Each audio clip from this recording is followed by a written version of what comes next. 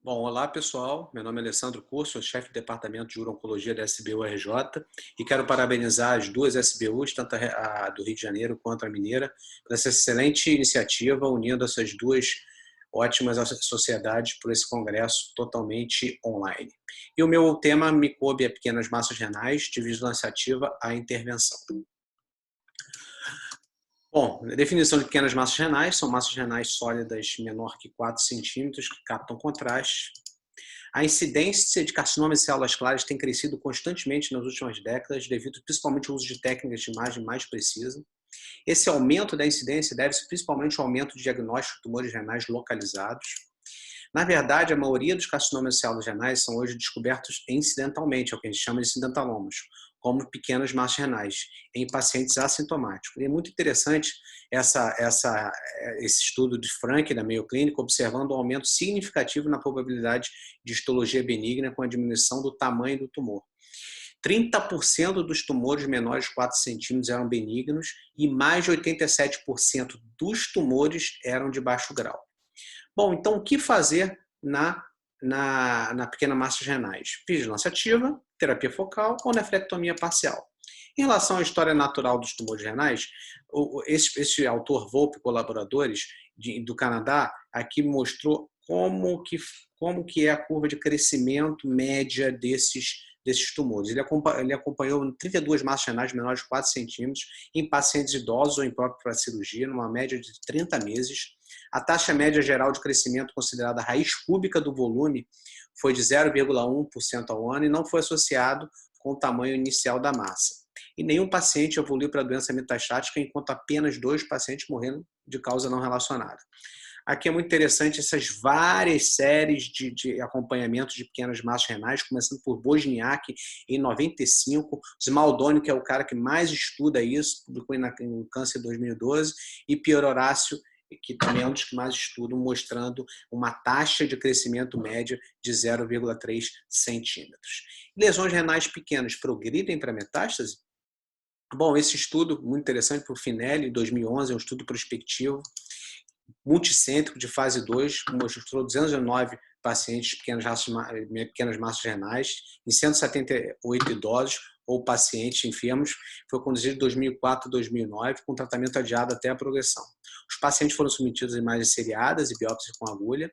E vejam bem, a progressão local ocorreu em 12%, mas 2 evoluíram com metástase. Esse é um número bom para gravar. 1,1% desses pacientes evoluem com metástase. A biópsia de agulha em 101 pacientes demonstrou que a presença de carcinoma de células claras não alterou significativamente a taxa de crescimento. E, em conclusão, esse é o primeiro estudo de vigilância que correlaciona o crescimento com a histologia prospectivamente. E nos primeiros 2 anos, a taxa de progressão local para o estágio superior é baixa e as metástases são raras. Ele conclui que as pequenas massas parecem crescer muito lentamente, mesmo se a biópsia for comprovada como carcinoma de células claras. E muitos pacientes podem ser beneficiados com a vigilância ativa.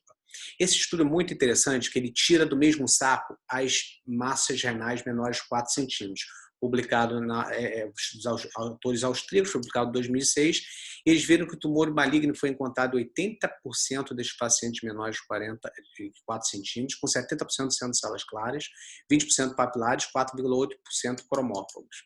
Eles dividiram os pacientes em 3 grupos. Grupo 1, menor que 2 centímetros, grupo 2 de 2,1 a 3 e grupo 3 de 3,1 a 4 centímetros. O que eles viram? Que os pacientes menores que 2,1 centímetros, 4% deles era grau 3 para 4, o de 2,1 a 3 centímetros, 5% eram grau 3 ou 4, de alto grau, e olha só, 25% entre 3,1 a 4 centímetros. Então, é importante a gente não botar esses pacientes no mesmo saco. Metástase à distância, 5% dos carcinomas de células claras menores de 3 centímetros deram metástase, no entanto, foram 8,4% naquele grupo 3, de 3,1 a 4 centímetros, com um P significativo.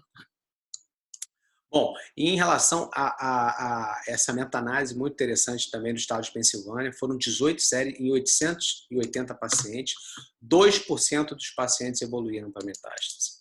Em um acompanhamento médio de 33,5 meses, a dimensão média do tumor foi de 2,3 centímetros e a taxa média de crescimento linear, outro número para gravar, 0,31 por ano. 23% das massas exibiram crescimento líquido zero sob vigilância, ou seja, não cresceram, e nenhuma dessas massas que não cresceram progrediu para metástase. E numa análise combinada, revelou que o aumento da idade, maior dimensão tumoral inicial, volume inicial estimado do tumor, taxa de crescimento linear alta e um taxa de crescimento volumétrico alto foram preditivos para metástase. E o follow-up? Ainda não tem nada muito bem definido. No entanto, é recomendado realizar uma varredura abdominal trifásica a cada 3 meses no primeiro ano, depois a cada 6 meses até 3 anos e a cada ano a partir de então, no caso de pouco ou nenhum crescimento do tumor. Vou para colaboradores, é o que mais recomenda isso.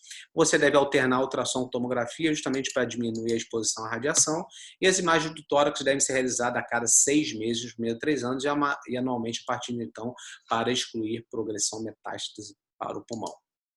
E por que não comparar a vigilância ativa com a intervenção postergada? Muito interessante, esse grupo foi criado em 2009 pelo pessoal da Johns Hopkins, principalmente liderado pelo Pierre Horácio. Ele chegou isso seria para padronizar melhor a vigilância ativa. Em 2015 já tinham mostrado uma não inferioridade da vigilância ativa em relação à intervenção postergada, com resultados de 5 anos. E nesse estudo, propriamente dito, foram 371 pacientes inscritos, 12,4% deles buscaram a intervenção postergada. As indicações para intervenção incluíram taxa de crescimento de 50%, preferência do paciente em 47,8%, ou seja, ele quer ser submetido a algum tratamento, e só 2,2% seriam qualificados para transplante renal. Quase 70% dos pacientes foram submetidos à terapia poupadora de néfrons, sendo 10,9% a nefrectomia radical e 19,6% a crioablação percutânea, desses de delay intervention. Nenhum paciente apresentou progressão metastática ou morreu de câncer renal. Em conclusão, a intervenção retardada não compromete os resultados oncológicos ou limita a opção de tratamento. Bom, em relação aos guidelines, a europeia ela tem uma recomendação fraca para Active Surveillance, né? E o NCCN recomenda, no entanto, enfatizando bem os exames de imagem de acompanhamento. E aí o ACE baseia muito em risco-benefício. Então, principalmente para pacientes de 2 centímetros, ele enfatiza mais que de 2 centímetros pode fazer uma opção para o tratamento inicial, com nível de evidência mais ou menos fraco.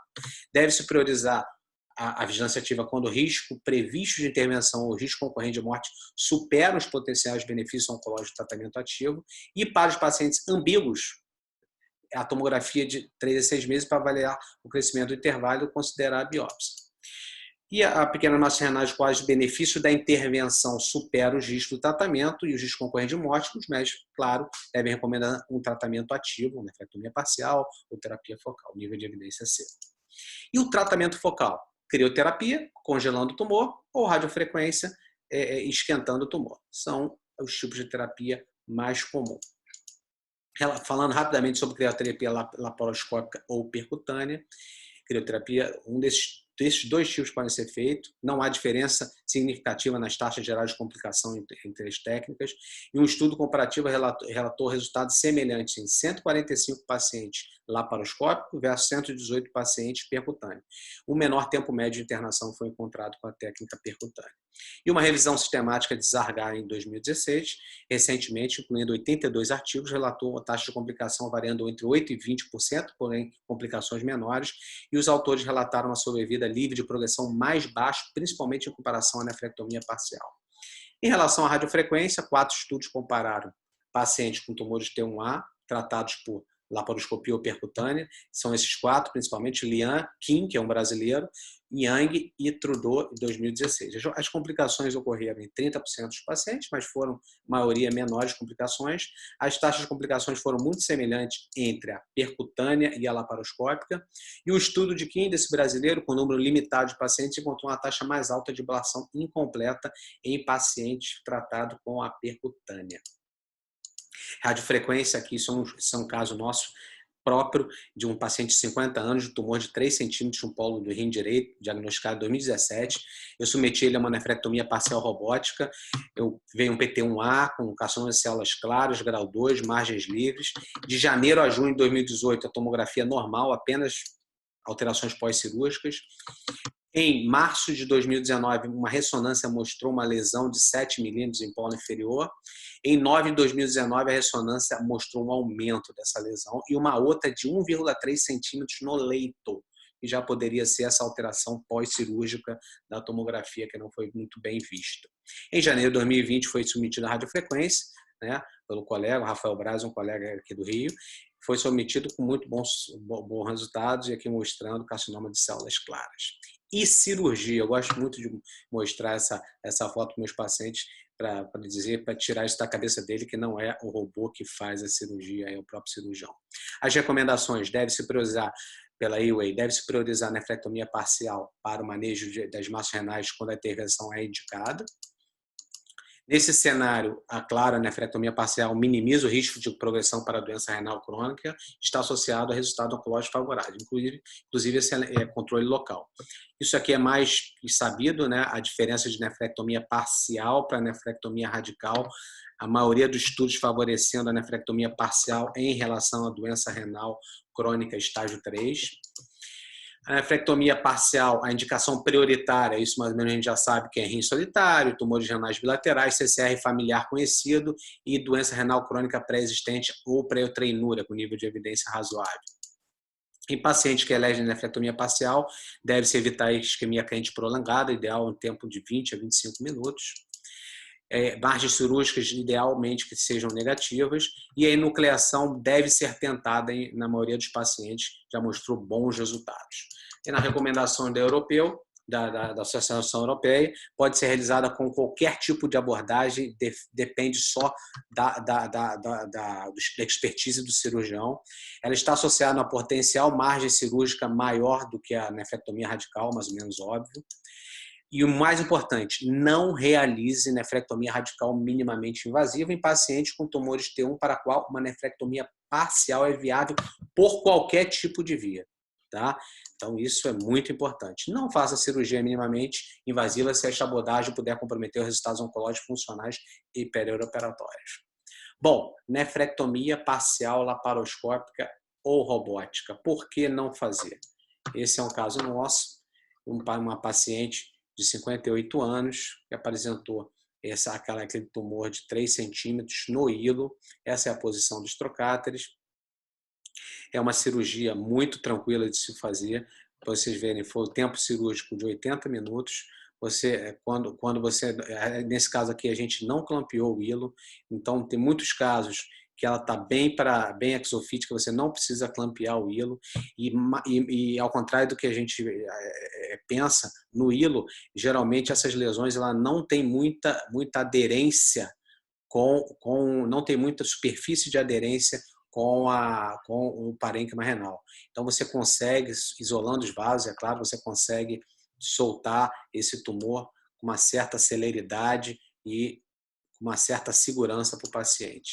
Tá? Aqui finalizando, tirando a peça, a alta foi dada no dia seguinte e o resultado foi um CCR grau 2, margens negativas. Mensagem para casa: vigilância ativa pode ser tentada para pequenas massas renais, principalmente para pacientes de alto risco e idosos.